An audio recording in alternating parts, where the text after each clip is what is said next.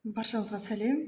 Менің есімім Айжан. Мен өзімнің алғашқы осындай өз ойымды, көзқарасымды жазатын блог аштым. Және осы блогта мен белсенді болуға тырысамын. Оған дейін мен өзімнің Instagram аккаунтым болған. Ол Instagram аккаунтта мен көбінесе өзімнің жұмыстарым туралы айтатынмын, бірақ арасында бәрі бірдей өзімнің рухани ілімім алған білімдерім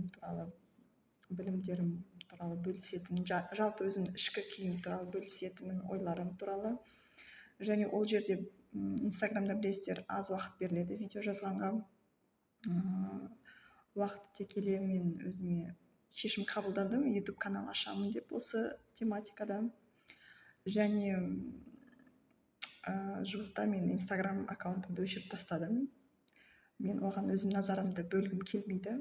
Ол жерде мен толыққанды, былайша айтқанда, кайф алмаймын. Өйткені қысқа видеолар жазған кезде ойым бөлінеді.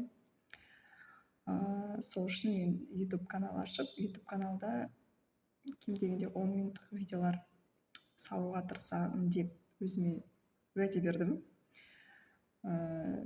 Мен бірден айтамын, мен коуч емеспін, мен психолог емеспін, менің білімім бар. Бухгалтер алған білімім, ең алғашқы алған білімім информатик мамандығы бойынша алған. Екінші білімім ол бухгалтерлік. Үшінші ол әртүрлі курстар оқығанмын мен. Астрология бойынша, эзотерика бойынша көп оқығанмын. Жалпы әртүрлі ілімдерді былай саралап қарап шыққанмын. Өйткені адам болғаннан кейін көп нәрсе білгім келеді, зерттегім келеді. Жалпы өзімді тану үшін көп нәрсе оқыдым деуге болады. Енді осы алған ілімдеріммен, білімдеріммен осы каналда бөліскім келеді, қысқаша, нұсқаша, әртүрлі тақырыпта өз ойымды жеткізгім келеді. Мүмкін мен бір адамның өміріне әсер ететін шығармын. Бір адамның түніліп отырған жерінен жарық беретін, нұр беретін себепкер болатын шығармын. Сол үшін мен осы каналды бастадым. Және бүгін мен айтқым келетін тақырып ол бақыт. Бақыт туралы көп айтқым келеді. Барынша бүгін қаншалықты айта аламын, соншалықты айтайын. Одан кейін ертеңде де жалғастыра беремін деп ойлаймын. Және осы каналға тіркеліп, лайк басып, комментарий жазып отырсаңыздар, мен өте қуанышты боламын. Яғни сіздерге қызықты деген ойда боламын да, ары қарай осы контентті жақсы жүргізуге, жақсы толқынмен жүргізуге тырысамын. Ал кеттік. Бақыт. Бақыт туралы адамдар әртүрлі ойлайды. Біреуге бақыт ол қазір жаңбыр жауды дейді, біреу оған қуанады, бақыт сезінеді. Ал біреу керісінше көңіл күй түсіп, өзін бақытсыз сезінеді. Яғни бақыт деген ол адамның қабылдауына байланысты. Яғни ол сыртқы фактор емес, ол ішкі күйден туындайды. Бақытты сезіну ол ішкі күйден, ішкі ойдан. Егер де біз болып жатқан ситуацияға қандай оймен қараймыз, яғни соған байланысты болады да, бақытты болу немесе бақытсыз болу.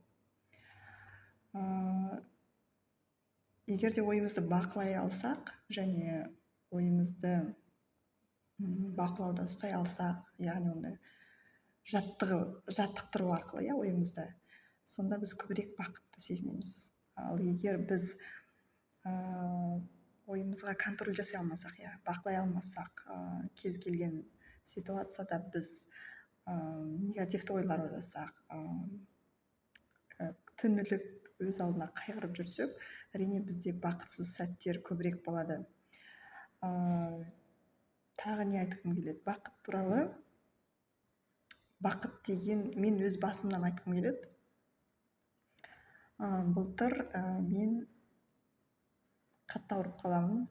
Менің ішкі құрылысым ешқандай тамақты қабылдамайтын жай күйге түсемін.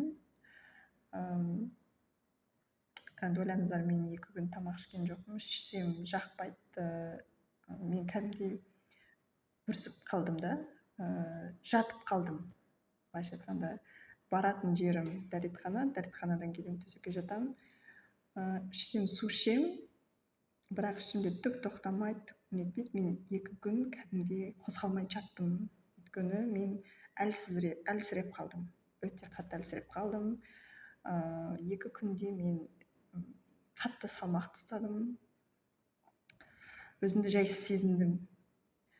Бірақ мен сол ситуациядан, то есть әрине мен қайғыра бастадым. Басында әрине мен ойладым, бұл біткен жерім осы шығар деп ойладым. Мен мүмкін дұрыс жолда емес шығармын, мен бірдеңе дұрыс жасамай жатырмын ба, мүмкін мен жалпы мен енді ішкі күйімді сезетінмін, что мен действительно, шынымен де расымен де бірдеңе дұрыс жасамай жатқанымды сезінетінмін, бірақ оны өзіме растауға қиналатынмын, то есть растауға қорқатынмын да, айтуға қорқатынмын, өйткені логикам жібермейді да. Оның алдында мен декретте отырып, декреттен жұмысқа шыққам, бірақ жұмысқа шыққым келмей шыққанмын да. Мен өзімді алдап, саған ақша керек, сен қазір қарыздарың жабатын ақша керек, сен бәрібір шығу керексің деп. Бірақ мен андай варианттар іздемеппін да, басқа жұмыс туралы ойламаппын. Просто өзім сол декреттен шыққан жеріме қайта оралдым. Шыққым келмесе де оралдым. Сол ситуациядан кейін, жалпы мен ойлаймын, ол жалғыз бір ситуация емес, ол көптеген оның алдында да өтіп жатқан ситуациялар бірігіп, и бұл бір крайний ситуация болған ғой. Сол крайний ситуация уже адамға өте қатты әсер етті деп айтуға болады. И содан кейін мен өте нашарладым, денсаулығым жаңағы нашарладым, жаман сезіндім. Әрине мен өте көп оқыған адам болғандықтан, көбінесе психология жағынан көп оқуға тырысамын, эзотерикада жақсы көремін, оқимын, зерттеймін. Сол үшін мен айттым өзіме, Айжан, кәне ойыңды жөнде, бұл конец емес дедім да, бұл сенің соңғы күнің емес, саған өмір сүру керек, сенің 2 балаң бар, сенің армандарың бар, сенің жабылмаған қарыздарың бар бұл өмірде. Сол үшін өзіңді қолға ал, ойыңды жөнде, сен өмір сүресің, миыңды қозғалт, қандай шешім бар. Оның алдында 2 ай бұрын бір қыз маған қайта жазып жүретін, Coral Club'тан продукция алыңыз, Coral Club деп рекламировать жүретін. Бұл қазір мен реклама емес, бірақ шынымен де маған бұл Coral Club компаниясының продукциясы көмектескен. Метастик деген мен ішек құрылысыма өте жақсы көмек берген пробиотик.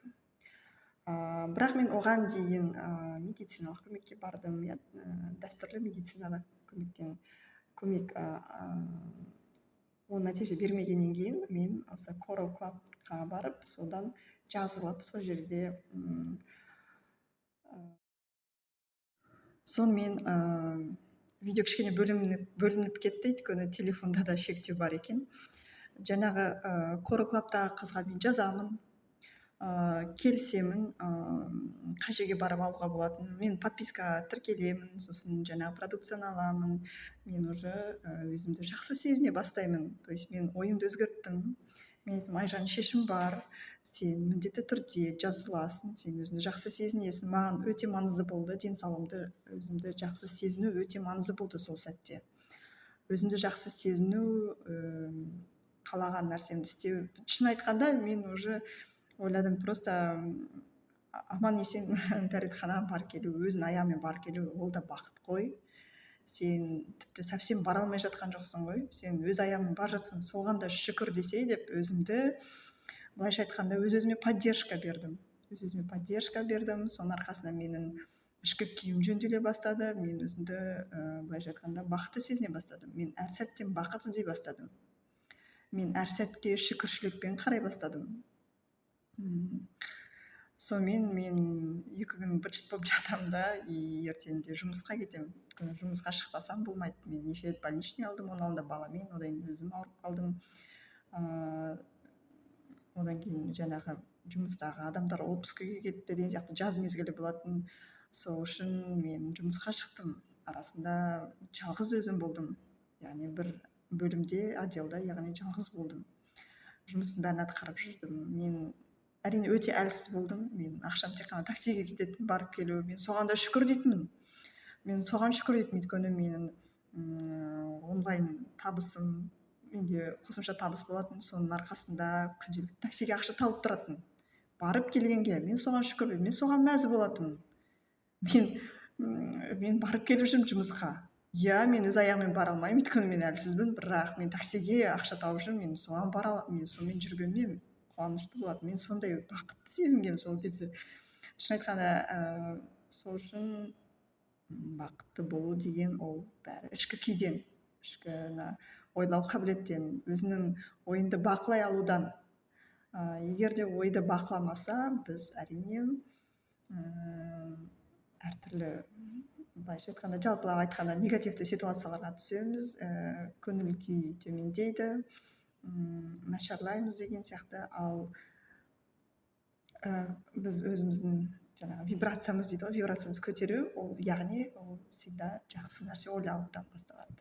Әр моментте, әр сәтте, сол сәтте өмір сүруден басталады. Яғни басқа жаққа кетіп қалмайсың, сол сәтте проживать етесің да, сол сәттен сен өзіңді бақылай алудан, ойыңды бақылай алудан, сол сәттен өзіне жақсы эмоция алудан басталады бақыт деген. Жалпы бақыт деген, бақытты сезіну деген осыдан. Видеом тым ұзақ болып кетпесін деп осы жерден бөлейін, бірақ әлі де бақыт туралы